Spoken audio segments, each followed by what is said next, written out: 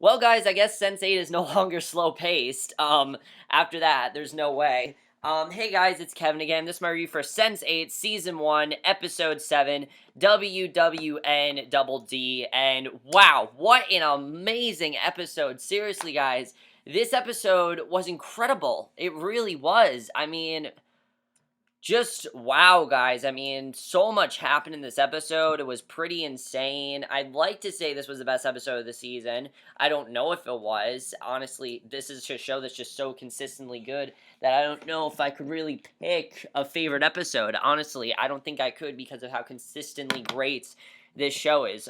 Let's just get into this episode. So much happened. There was a lot to talk about as usual. More than usual, actually, because a shit ton of stuff happened. But, let's just get into it. So, Sun arrives at prison. She's on a bus. She arrives at the prison. You can see that she's very upset at what's happened. She doesn't really, she doesn't really want to go to prison. She didn't think this would happen to her. And, she really is regretting the decision that she made. And she's led to her room and introduced as prisoner 773. So Nomi and Amanita are then waiting on a San Francisco rooftop, and Nomi says that they need to leave the playing field.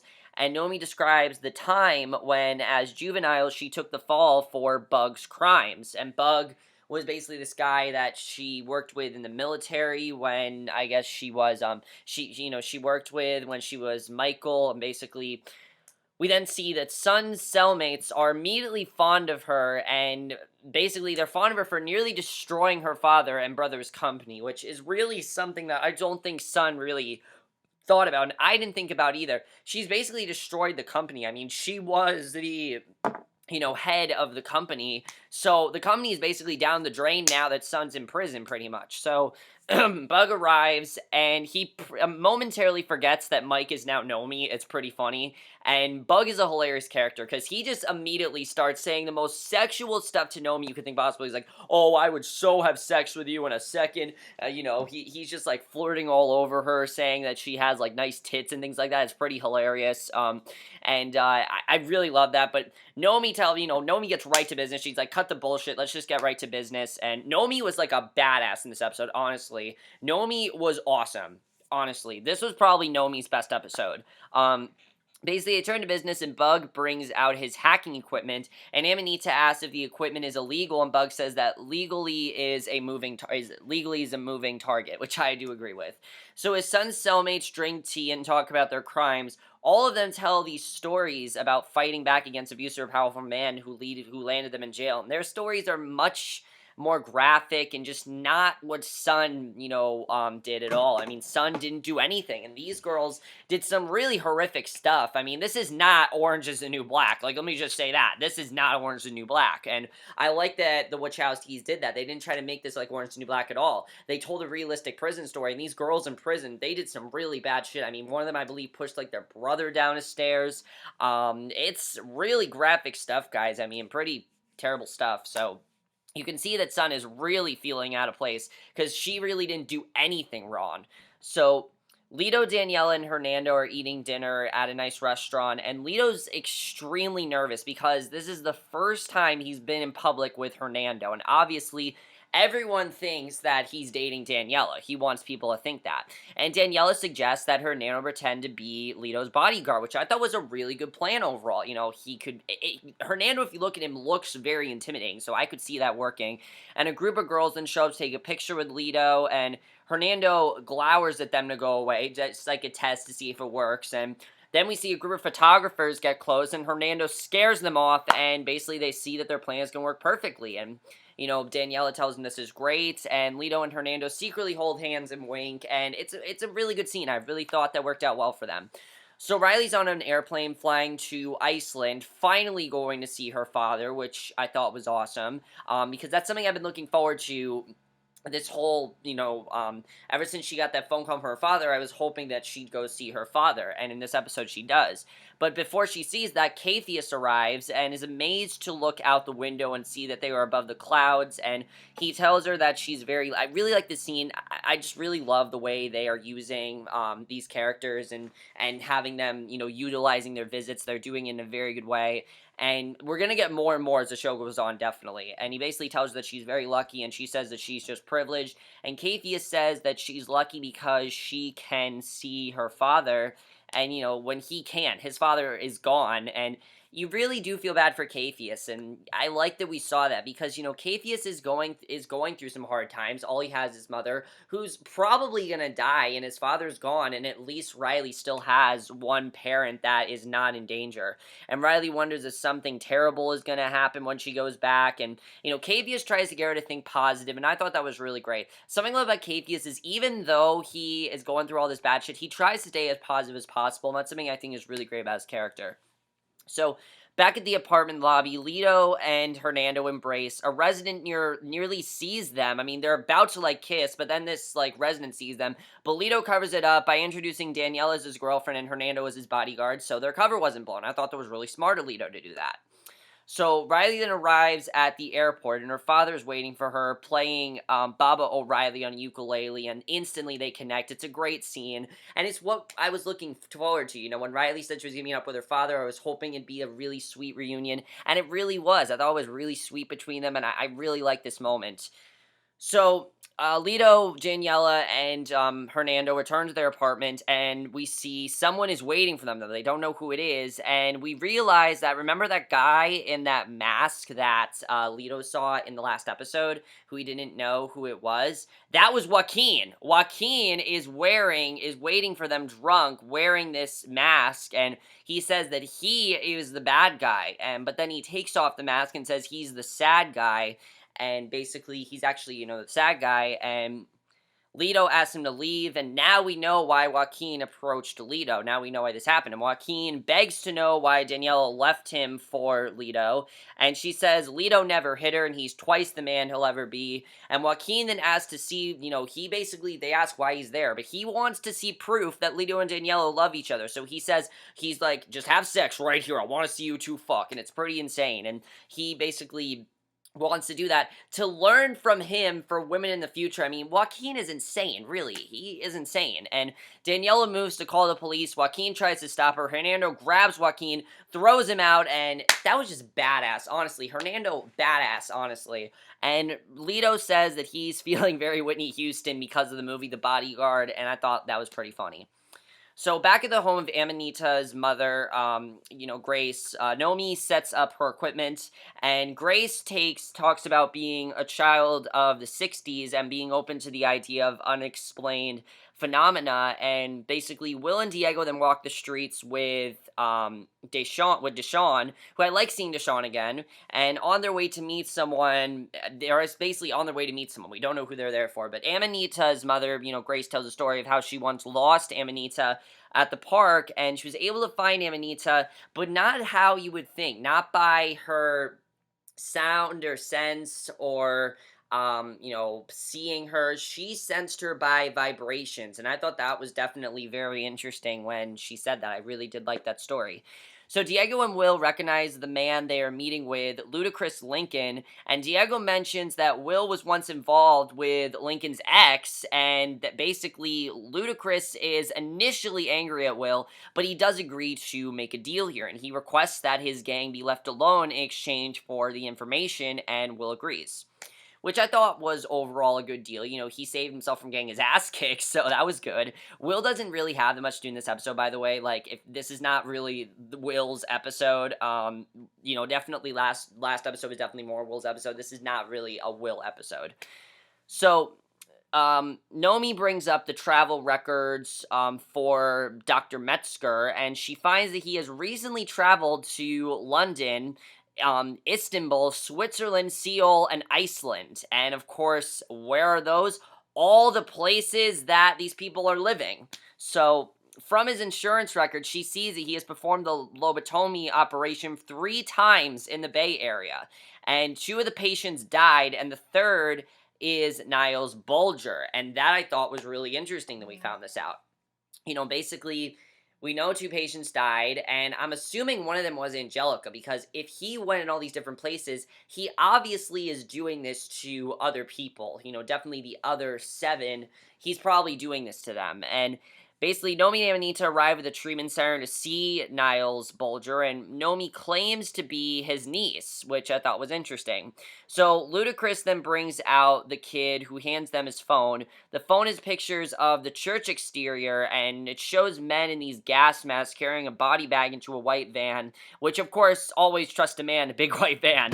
Don't actually. But, the photos include the van's license plate number, and Diego says he will trace it, and Will also recognizes Mr. Whispers in the photographs. Now, Mr. Whispers is a very important character in this episode. We know that Will saw Mr. Whispers in that vision with Sarah, of course, so I like that this is coming back into play, because obviously a big part of Will's story arc is, am I going crazy? So Will now knows that definitely he's not going crazy. Mr. Whispers is definitely in those photographs, and he's starting to think maybe these visions aren't just visions, which I think is definitely very interesting. So Nomi and Amanita find Niles, who, when they find him, he is probably in the worst condition possible. He's basically in a vegetable state, and he's got this large scar across his forehead. It kind of reminded me of One Flew Over the Cuckoo's Nest, like, the scene that I'm talking about. If you haven't seen it, it's a spoiler, but you know what I'm talking about. He's watching a zombie movie and is unresponsive, and Nomi greets him, and he's not responding. Nomi then runs out of the building. She's frightened because she realizes that this could have been her. If Amanita had not saved her, this could have been her, but really it was Will that saved her. Amanita did save her, but, Will was the one that helped her, get free, so I like that we saw that scene, because she realizes, holy shit, this could have been me, and I thought that was definitely very well done the way they did that. Whoever plays Nomi, great actress, really, great scene there. So, at the van rental company, Will and Diego find the white van. Will has a brief vision of Angelica's corpse in the back of the van, and that's basically all we get with Will in this episode. Really, that's everything, and I was fine with that we didn't get much else with Will, but that was definitely very interesting, because he definitely is starting to realize that these visions are not visions. They actually are happening, and I like seeing that.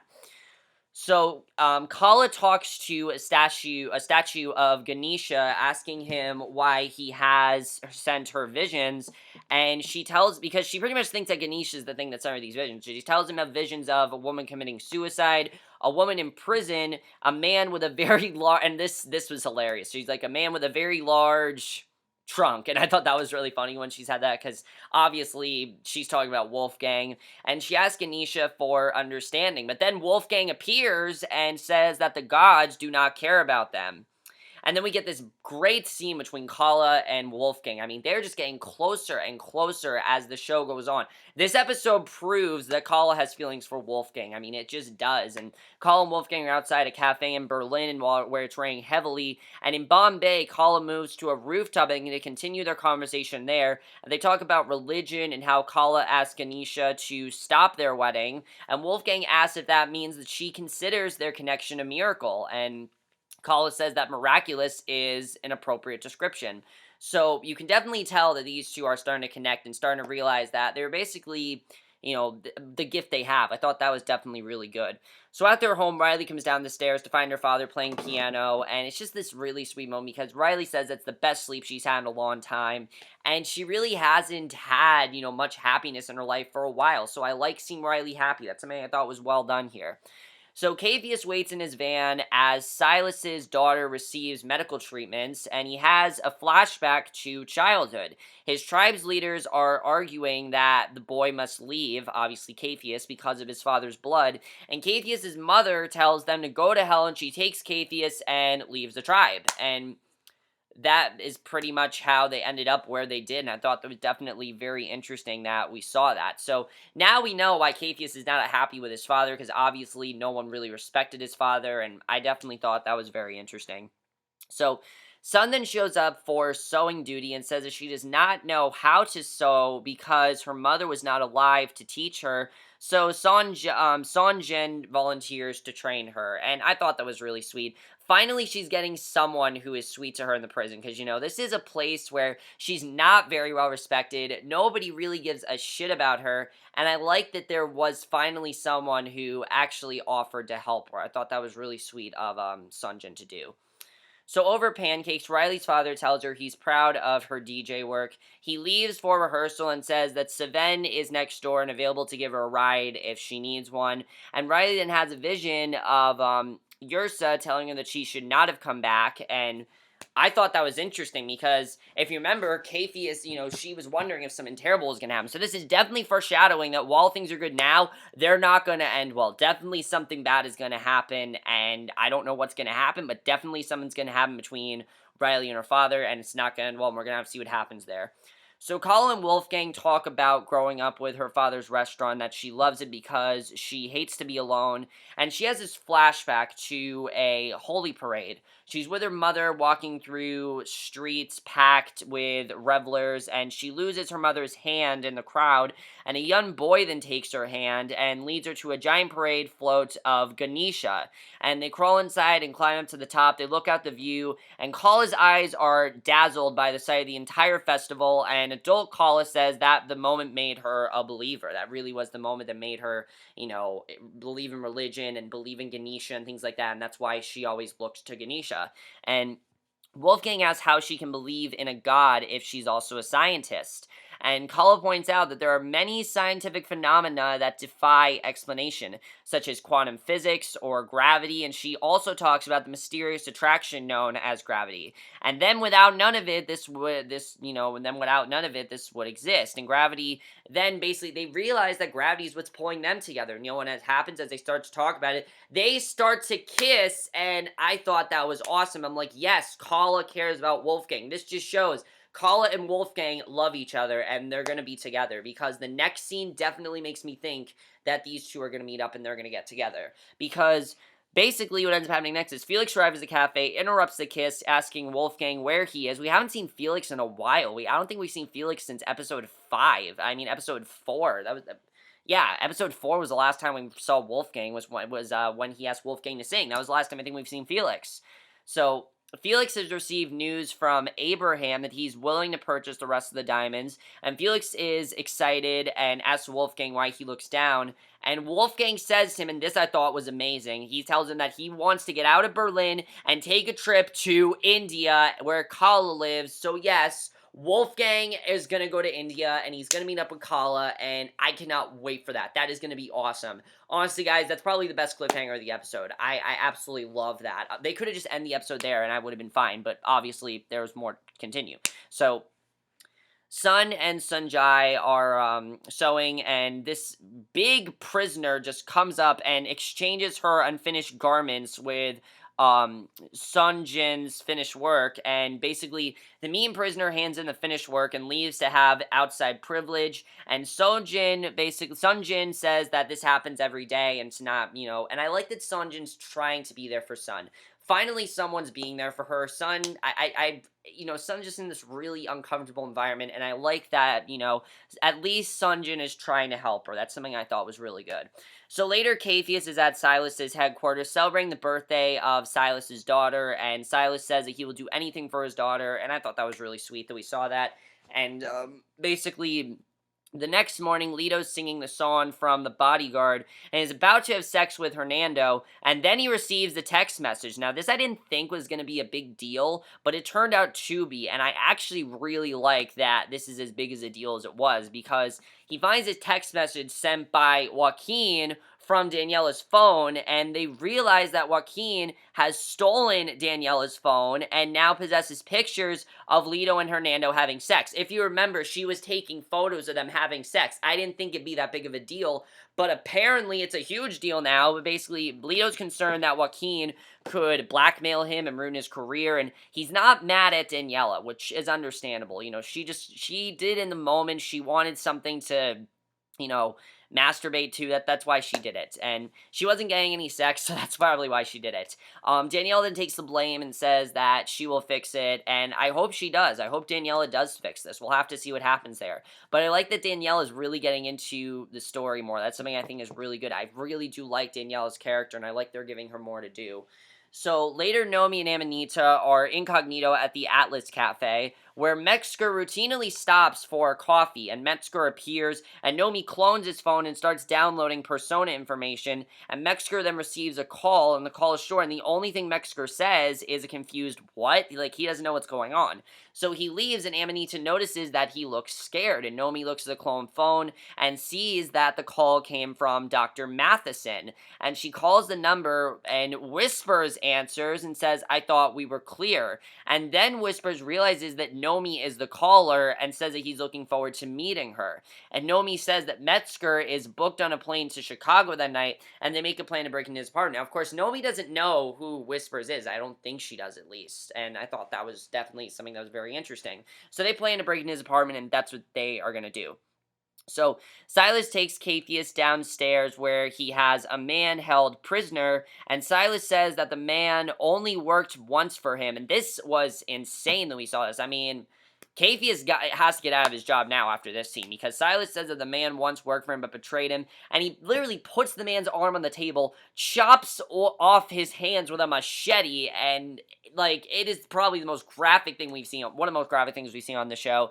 And the headless man expresses, by the way, this was the most graphic episode of Sense8 by far, like, in terms of violence, holy shit, this was like a Quentin Tarantino movie. It was insane. The handless man expresses displeasure at this, and Silas says that he understands the risks, and Capheus has to get out of this job, because if Silas is gonna do something like that, it is not safe. I know Capheus is trying to get money for his mother, but obviously Silas is a real force to be reckoned with, and you can just tell. I think Capheus is scared of, getting out of the job, because obviously his mother and everything, I understand that, but you gotta get out of this job. I mean, it's obviously not safe what you're doing with Silas. Silas is not really someone I would trust. I wouldn't trust Silas, at least. He doesn't seem like someone very trustworthy, and I don't think Capheus really should be working there either. It doesn't seem like a very safe environment to me. So, at Metzger's apartment, they break down the door and begin snooping. Nomi finds little personal information on Metzger's computer, and Amanita then finds a picture of Metzger with Chini and says that he must be evil. And Nomi and I thought that was pretty funny. So Nomi begins copying the hard drive, and back at the shop, Felix is very worried. Abraham didn't show up for their appointment, and his shop was unexpectedly closed, and that's very strange. So this girl appears at the door and asks for help. Felix reluctantly moves to the door. The girl backs away, revealing a black van with Steiner inside, and Steiner unloads a shotgun, blasts into Felix's chest, and Felix is knocked back, lands into a crush on a broken glass, and Wolfgang and Steiner make eye contact before Steiner's van pulls away, and Felix is dead. I couldn't believe they killed off Felix. I was like, wow, they actually killed off Felix. So yeah, Wolfgang is definitely going to India. I mean, I think he's definitely going to try to avenge his friend's death, but I think he's much concerned about Kala. Like, that's what Wolfgang is concerned about right now, which I understand. I mean, after something like that, how could you not want to go to, get the hell out of there? How could you not want to do that? I can understand that perfectly.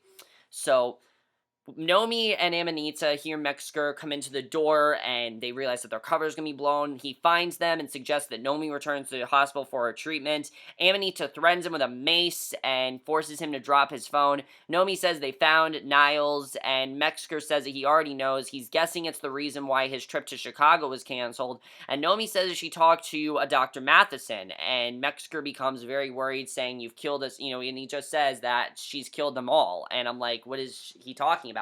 Jonas then visits and tells Nomi that she needs to escape because Whispers is coming. And Whispers, we can tell, is definitely the enemy here. He's gonna be the bad, the main antagonist of the show. So Metzger recognizes the name Jonas. Jonas tells her that he's here. Niles Bulger walks in wearing a suit, brandishing a gun, and Amanita sprays Niles with mace, causes him to drop his gun. Metzger and Niles wrestle. Metzger pelts him with vases, and Niles throws him across the room. Nomi grabs the USB drive. The girls run into the hallway. Metzger follows. A resident gets in the way and is shot by Niles. And the girls run into a stairwell. Metzger runs down a different hallway. Niles chooses to follow Metzger, and Metzger begs for his life, referring to Niles as Milton. And Nomi and Amanita watch. Niles then shoots Metzger in the head and turns the gun himself, so Metzger's dead. And then we see in the mirror that we realize that Whispers is controlling Niles, and he shoots himself in the head, and basically Whispers is going to come after Nomi, and Nomi's got to get the hell out of there. And that basically is how the episode ends, and what an awesome cliffhanger. Wow, so much happened in this episode, and I just loved it. There's so much to talk about now. Whispers is obviously now the antagonist of the show, and I'm very happy about that we finally realized what Whispers was, because they were building him up, and now we know that he's a real person, and he's definitely coming after all of them. You can tell. I mean, the thing that Will saw, you can tell that he's going to probably come after every single one of them, and he probably wants to kill all of them, and I think that definitely is very interesting what's going on there. Now, let's talk about Riley, because obviously Riley knows that there's impending doom coming between her and her father. What this is, I have no idea, but obviously something is going to happen between them, and we don't know what it is yet, and we'll have to see what happens there. Sun, I like that Sunjai is helping her out, trying to be there for her, because she knows that it's not really something that she's used to, and she needs a friend, and I like that she does have someone there trying to help her, and I thought that was something I definitely really enjoyed. Capheus. Capheus needs to get the hell out of that job, because obviously I know he probably is kind of scared of Silas, anyone would be, but he needs to get out of the job, because Silas is definitely not to be trusted right now. I definitely wouldn't trust Silas after something like that. Honestly, how can you? Definitely get out of that job. Will pretty much knows he's not going crazy now, and I think he's going to try to meet up with, Riley and all of them. Wolfgang is definitely going with Kala. I can't wait to see what happens there. Kala and Wolfgang are definitely going to get together, and I can't wait for it. You can tell that Kala is in love with Wolfgang, and I just love that, because he definitely is going to go find Kala. He's either going to, Wolfgang's going to do one of two things, definitely. He's either going to get revenge on, he's going to avenge Felix's death, or he's just going to go to India and find Kala. I feel like he's going to do the second one, because it's not really a concern of his right now. His concern is to meet up with Kala. That was his concern anyway, and that's what he's going to do. So we'll have to see really what ends up happening with that, I guess. That definitely is going to be very interesting. Lito, how is Lito going to get himself out of this? I mean, obviously Daniella is saying that she's going to be able to fix this. I'm not so sure, though. I mean, is Daniella going to be able to fix what happened? We'll have to see. Obviously, I think Lito's going to have to struggle with coming out. He's going to have to. I really feel like we're going to get to the point where Lito basically is going to be forced to come out. And I know it's something he doesn't want, but I think it's something that Lito's going to have to do, and he's going to have to face that. And I'm really looking forward to seeing where that goes, because I think that definitely is going to be very interesting. Let's talk about, what Metzger was doing. Obviously, do you think Metzger was gonna, help do the same thing to the other, patients? What was his job, really? Because Jonas obviously knows what was going on, so is Jonas gonna, help out Nomi? Because obviously he was, telling Nomi to get the hell out of there, so is Jonas gonna maybe explain to Nomi what's going on? We'll have to see what happens with that. That definitely is gonna be very interesting. And I can't wait to see where they go with that storyline. I mean, that really was an incredible storyline, I have to say. I love where they're going with that. But what an amazing episode, guys. Absolutely love this episode. As usual, I love this episode. I don't know if it's the best episode. I really don't. It's now a three-way tie between this, What's Going On, and Demons. I mean, the episodes are just getting so just better and better as they go on. I just love that, and I really feel like that's just going to continue as the show goes on. But that's basically my review. Hope you guys enjoyed it. Let me know what you guys thought of this episode. Overall, guys, just absolutely loving this show, really. It's a show I can't wait to... I'm binging like crazy. I'm so into it, and I can't wait for the next, I can't wait for the last 5 episodes. There's 5 episodes left. What the fuck? I have 5 episodes left. And I forgot to say that we were halfway through the season in episode 6. So that definitely is why things are getting crazy now. But I will see you guys in my next video. Let me know what you guys thought of this episode. I will see you guys in my next video, which will probably be for either another classic movie review or for another review of Sense8. And I will see you guys for that. Okay, bye.